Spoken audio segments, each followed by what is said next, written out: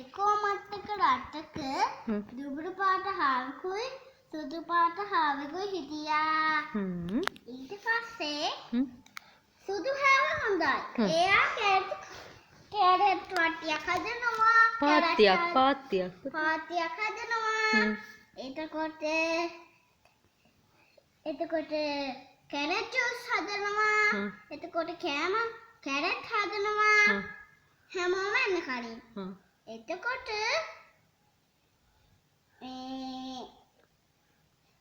එයාගේ කැරට් පාත්තියක් හැදුනා ලස්සනට.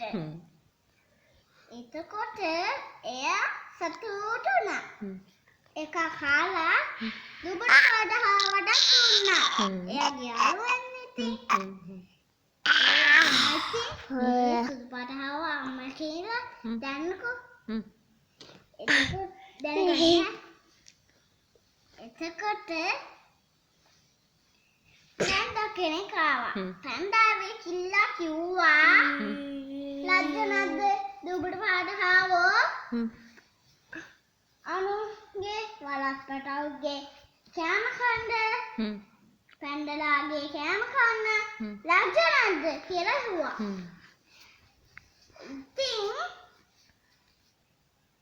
ඒ දුබුරු පාට හාවත් ලැජ්ජ හිතුණා.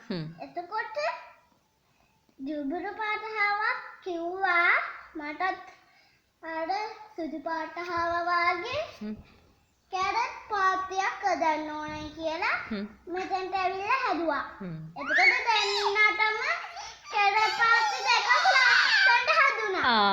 very good.